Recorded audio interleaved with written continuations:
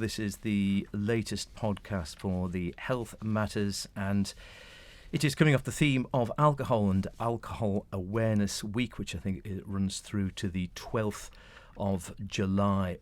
Perhaps start with you, Matt, as an overall issue. I guess alcohol awareness, or thinking about alcohol, it has been around for thousands of years, of course.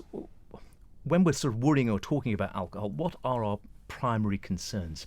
So I think it's really important to point out that alcohol is one of the leading preventable causes of ill health, alongside tobacco, overweight and obesity, and some of the other factors that lead to long-standing and chronic disease. Alcohol is associated with about 200 diseases and conditions that affect our bodies, but also is associated with quite a lot of potential immediate harms like injuries, accidents, and sometimes in extreme cases poisoning directly from consumption of alcohol itself.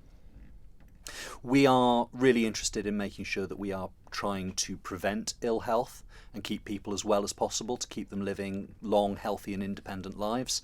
So alongside looking at some of the other risk factors, particularly tobacco, alcohol is one of the key areas that is really important to look at prevention. In particular, we want to make sure that we're being really clear that alcohol harm exists on a spectrum. The more you drink, the more likely it is that you're going to be at risk of developing some harm or a long-term condition that has a negative impact on your life, your well-being, your relationships, and potentially other things more socially, like your finances, or even criminality and things along those sorts of lines.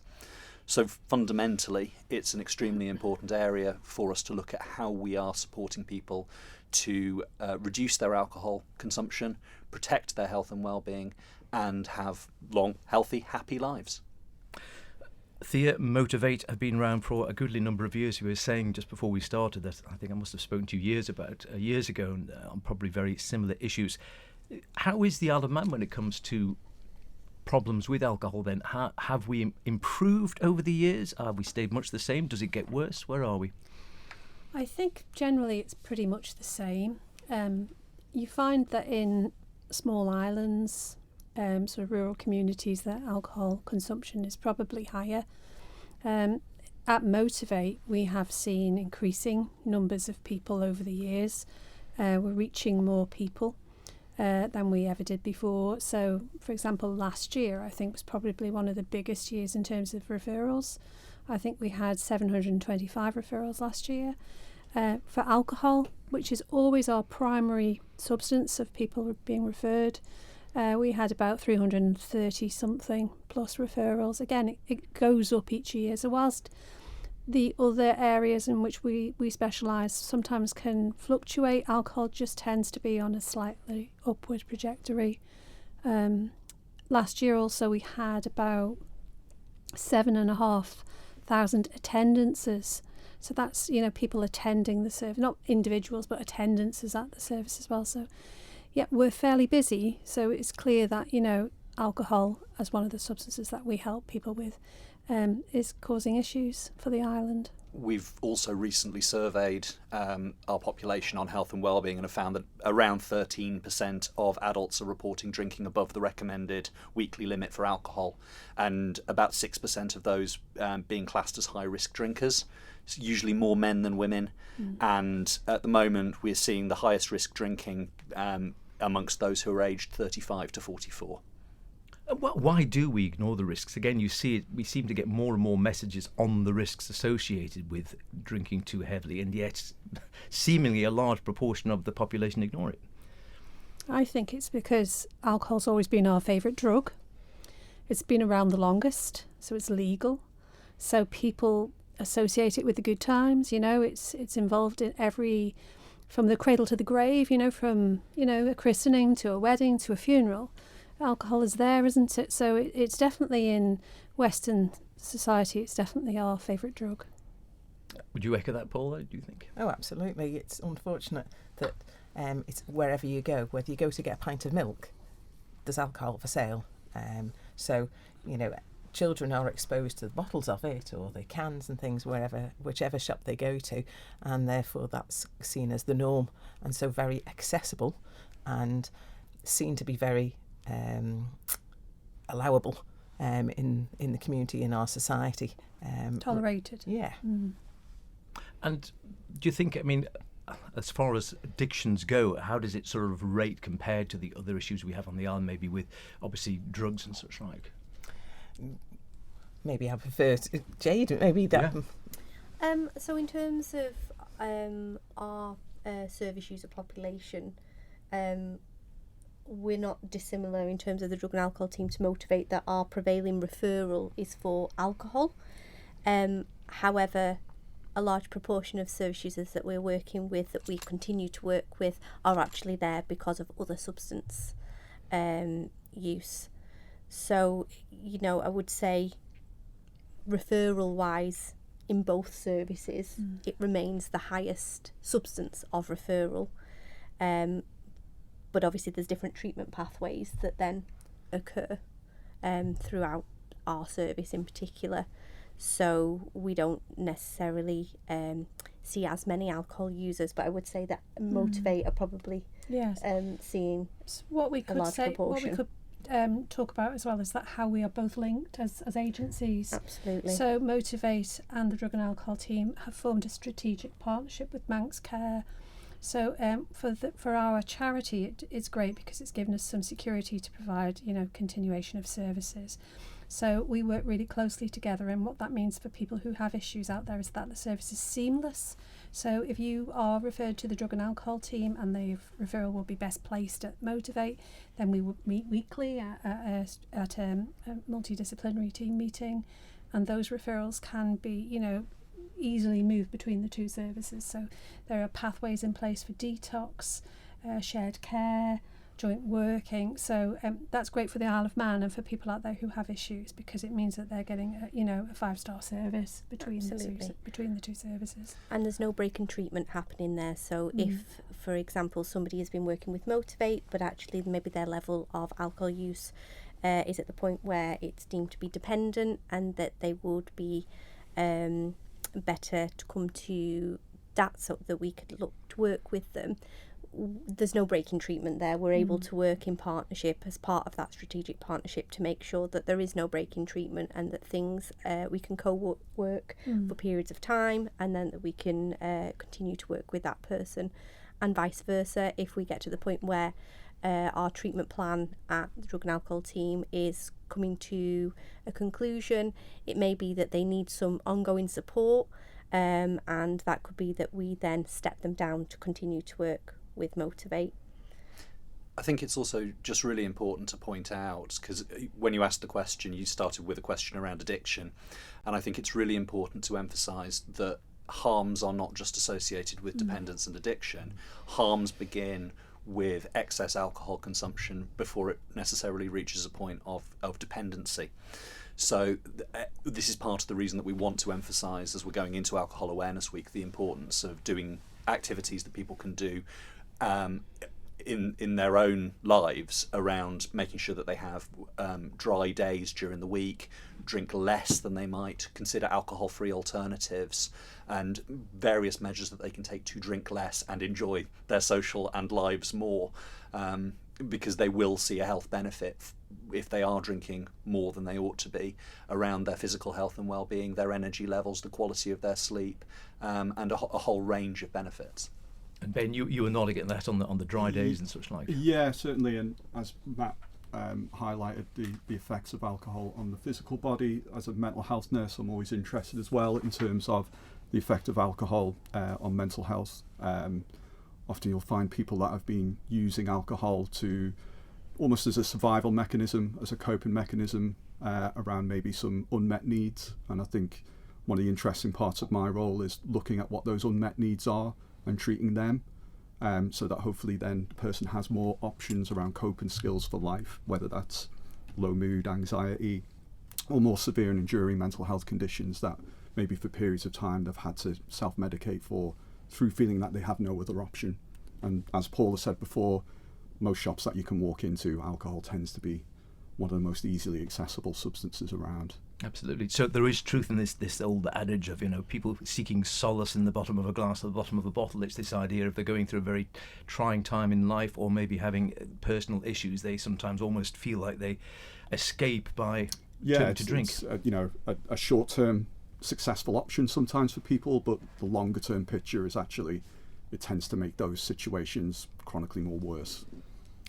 So Alcohol Awareness Week, and there's also Alcohol Awareness Month, I think, earlier in the year. Are these sort of initiatives aimed at trying to either stop people drinking or make people think about what they are drinking? So it's more orientated to making people think about what they are drinking and make the choices that are right for them. Ultimately, the less you drink, you reduce your risk of longer term harms. That's not to say that we're taking a position that we should be telling people that they can never drink alcohol, but it's people making sure that they are understanding the risks and making informed choices as a result of information that is available out there. Because it might be, when we look at behaviour change and things like that, sometimes the awareness or the nudge around making a potential change, particularly where people might be harbouring some concerns about the level at which they're drinking, might be that opportunity to take stock and consider making some lifestyle changes that would be really good for their health and well-being in the longer term. So these kind of awareness opportunities are opportunities, they create an environment where people can take stock of where they are at and make a decision that's right for them. So the question is, and it's one you often hear bandied around when it comes to alcohol and alcohol consumption, is how much is too much? How do people know when they have a problem with alcohol?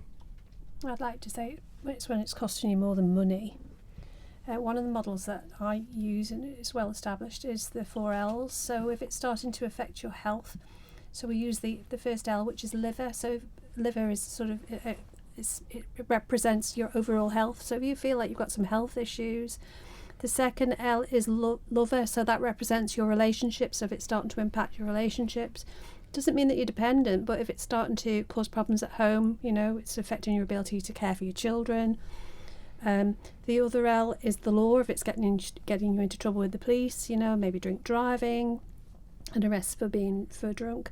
And the other one is your livelihood, your work. Is it affecting your work in any way? Are you missing work on a Monday?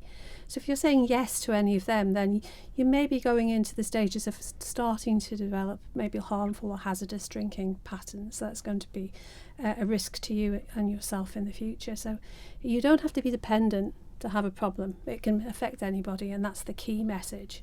And then if any of those, if you can identify with any of those L's, then maybe it's time to think about maybe you don't even have to come to a service, but think about having a period of time where you cut back on your drinking, have those non-drinking days, etc. So I think that's a good way of kind of like just giving yourself a quick inventory about whether it's a problem or not. So if people were listening to that and thinking, oh gosh, I might tick one or two of those 2 L's, is it best to try and do something yourself, or should they approach, and if so, which service should they approach first if they want advice? Anyone can phone Motivate. We've got a free phone number, 0808 1624 627. Or you can contact us through our website. There are ways though where you can do a lot of self-help as well. You don't have to attend a service. In fact, only 1 in 18 people, research shows, actually attend a treatment service. So many people are self-changers. You for example, smoking. Most people stop smoking themselves. May have 1 or 2 attempts to start with, but eventually they get there. So it's people, if they are feeling uncomfortable in any way, thinking it's impacting them, you can contact a service or you can look at self-change. And there are other things such as like the app, an app on the phone. So there's things like I Am Sober app, which can be good to help maintain those changes and things if somebody wants to be sober. But just reducing and cutting down for a period, a good sustained period, can, as Matt says, have those health benefits for people, but also the benefits not just to themselves, but the benefits to other people around them. As Thea was saying about their love, it's about their children and their families, and the benefits that reducing their alcohol intake can have. So as Matt was saying about they were saying about the mood and things. So alcohol changes people's mood, and how they are even the day after, and how then they are around their children, their families, impacts them. We have people who we see who are the following morning the children are clearing up the bottles from their parents, and that impacts them. They're not free to flourish, and that's often not seen and not felt by the person who is drinking alcohol. And as part of Motivate, we can support those individuals who are impacted by addiction, and in particular, alcohol or drugs and things. So we're there to support the whole family. It might be the partner who is also impacted by another person's drinking. We can help and support those people, because unfortunately alcohol is a game that everybody gets to play, but not necessarily by choice. Still a stigma attached to people perhaps admitting they've got a problem with drink? Yeah, it's hard, but as Thea's saying about those fours, if you're considering one of those is impacting you, it's just talking to somebody, and that might just be talking to your friends who you normally go to the pub with or normally drink, and say, I'd really like to have that spell where I'm not drinking. If you can give me some support, that'd be great. You don't have to go into any more detail, but that's a starter, isn't it? Having that conversation, even just a couple of people, friends, sort of sitting down about, what do you think's the norm, and what do you think the recommended units of alcohol is? Do you know what it is? Shall we have a go of reducing? Because actually then they form in a team and you're all kind of trying to do it at the same time is really good. You're getting your support from others as well.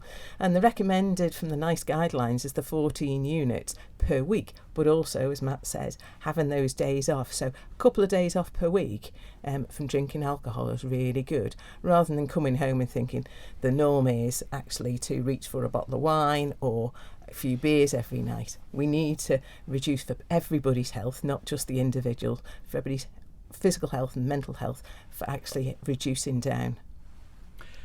Jade, you were hearing about how the two, you and Motivate, sort of work together, hand in glove as it were, to help with this. What sort of services can the Manx Drug and Alcohol team actually offer? So generally what the service that we offer is for people who are dependent and who require what we term as kind of step 3 support. And we offer a variety of things. Some things that we offer in partnership with Motivate. We have a variety of kind of psychosocial interventions that we offer. We have medical input. We provide detoxes if that's required in terms of dependency. And also we have a variety of groups. So we both Motivate and the drug and alcohol team run and facilitate SMART groups, recovery groups, and also individual one-to-one key work support. We also signpost to other services, and as part of Motivate, we'll also signpost family members that are impacted by alcohol use to their fabulous family service. And again, when it comes to your side of things, Ben, I suppose it's something people might not necessarily think about, but how excess drinking can actually affect your own mental health.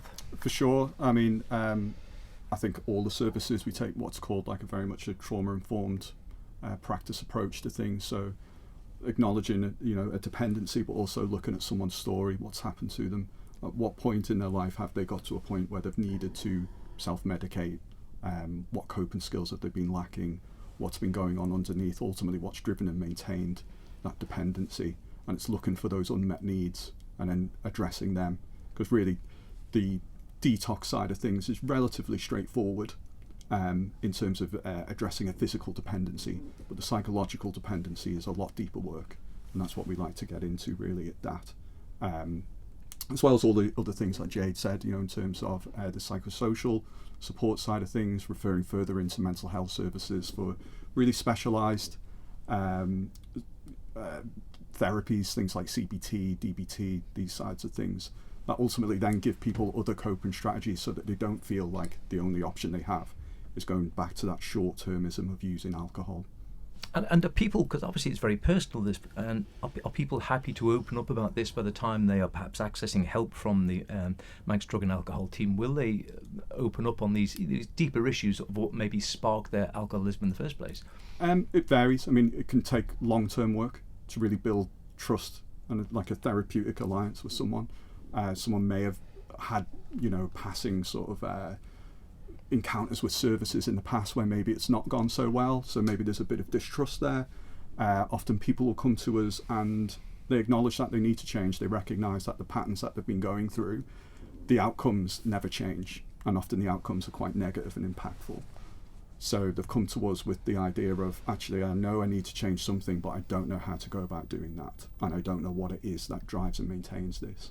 And it's down to us and them working together.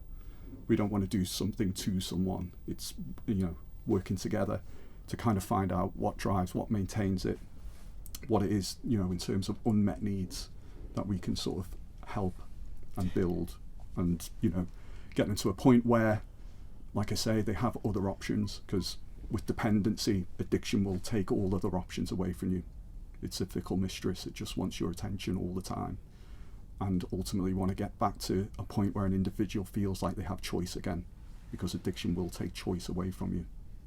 But I think what's beneficial of both services is that actually when they come to us, they feel heard and listened to, and that helps them, help make changes, doesn't it? And that's beneficial to them.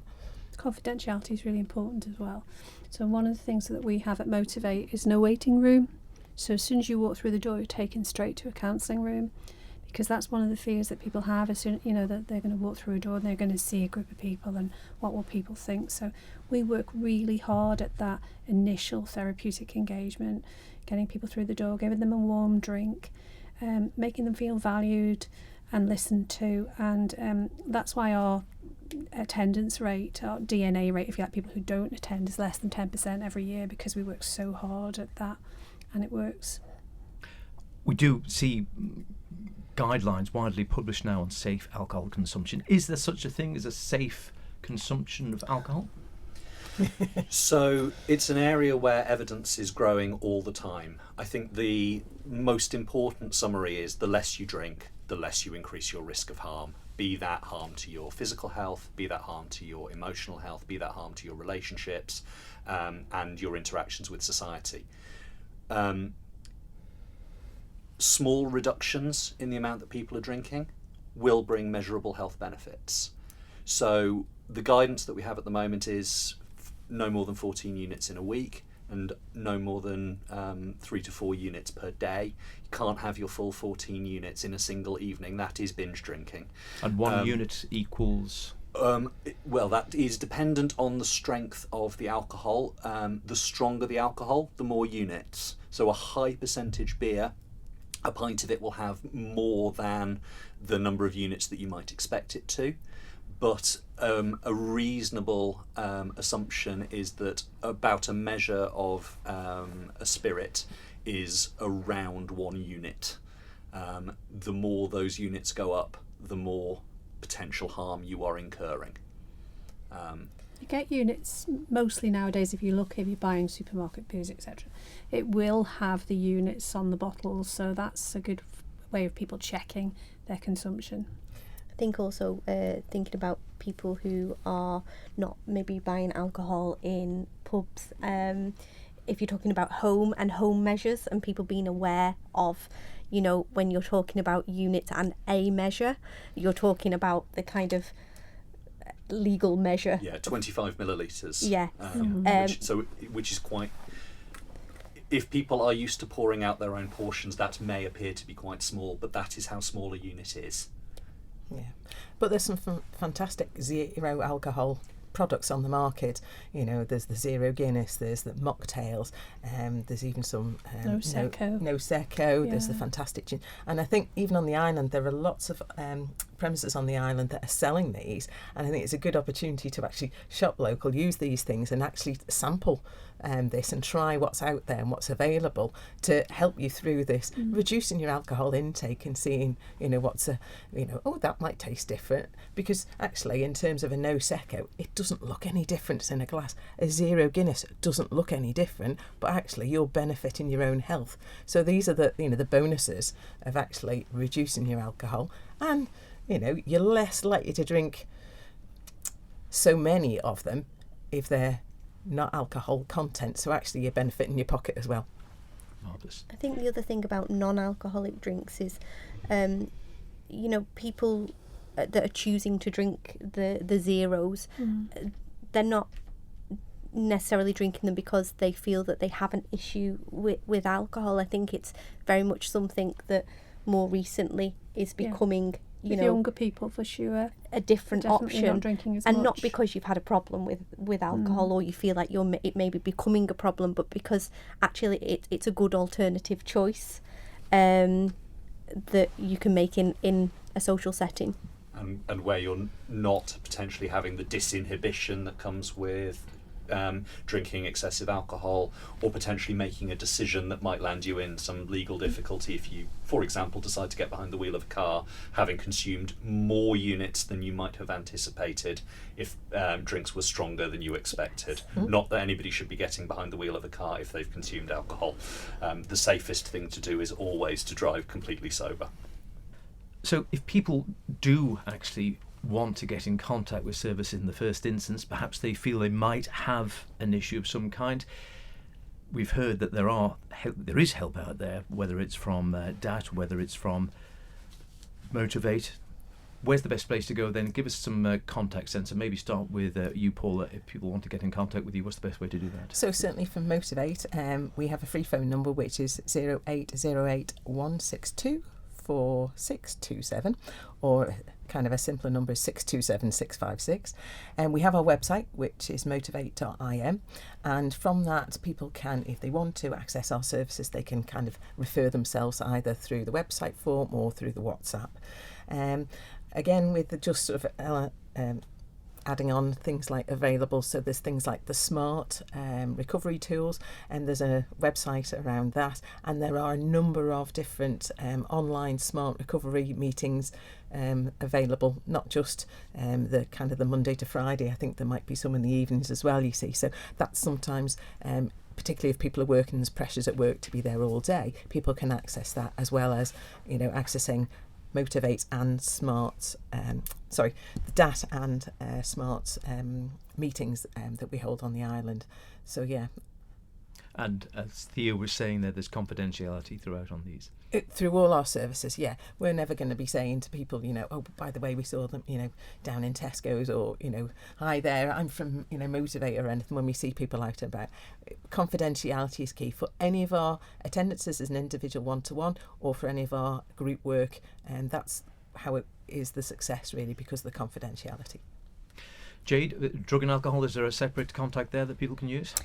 So we operate a very similar system to Motivate. You can self-refer to us. You can pick up the phone. We also have a free phone number on 0808 1624 143. And you can contact us there, and we will go through the self-referral process for you. The alternative is if you're working with a professional or you're seeing a professional such as your GP, they are able to make professional referrals as well once you've shared the information with your GP or any other work that you might be working with. And we'll take it from there, yeah. And Matt, any other further contacts or places people can go for help or information from you? Well, actually, the main thing that I wanted to add at the end, because I think that is two really good points of contact, and obviously there are a lot of resources out there that have been mentioned around different ways that people can use that work for them if they're looking to reduce their alcohol consumption. But I just want to be really emphatic that harm that comes from alcohol is not inevitable. We know that it's preventable. We know that people can be supported to reduce their drinking or make their own decisions to reduce their drinking.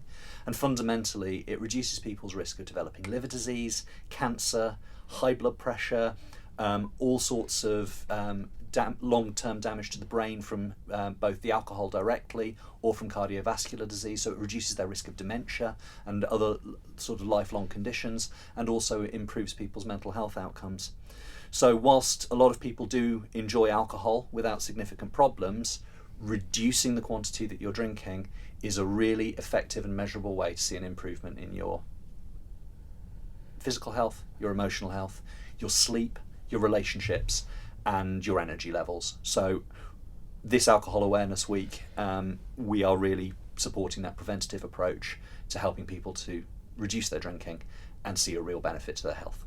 And just very finally, do you think the message is beginning to sink? It's always a long-term process, these things, but do you believe that people are generally beginning to think, if nothing else, beginning to think more about what they're drinking? We are certainly seeing that in younger age groups. As I said earlier, the highest rate of drinking that we're seeing is currently in those aged 35 to 44.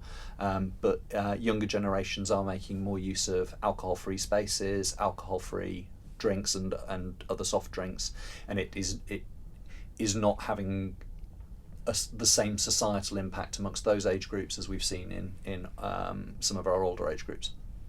Matt, Ben, Jade, Thea, Paula, thank you very much indeed.